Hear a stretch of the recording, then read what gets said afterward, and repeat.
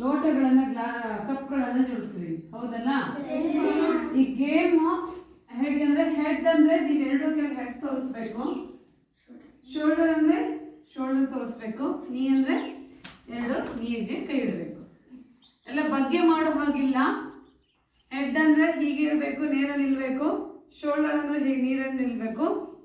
ನೀ ಅಂದ್ರೆ ಮಾತ್ರ ಬಗ್ಬೇಕು.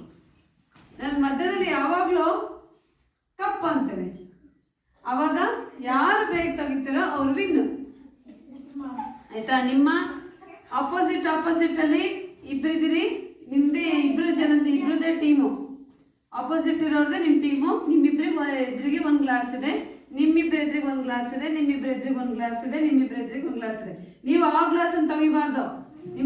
ಇಬ್ಬರಿಗೆ ಎದುರಿಗಿರೋಂಥ ಗ್ಲಾಸು ಇದನ್ನೇ ತಗೊಳ್ಬೇಕು. ನಿಮ್ಮಿಬ್ಬರಿಗೆ ಎದುರಿಗಿರೋ ಗ್ಲಾಸ್ ಇದು, ಆಯ್ತಾ? ಹಾಗಾಗಿ ಪಕ್ಕದಲ್ಲಿರೋ ಗ್ಲಾಸ್ ಎತ್ಕೊಬಿಡ್ಬೇಡಿ, ನಿಮ್ಮ ಎದುರುಗಡೆ ಇರೋ ಗ್ಲಾಸ್ ತೆಗಿಬೇಕು.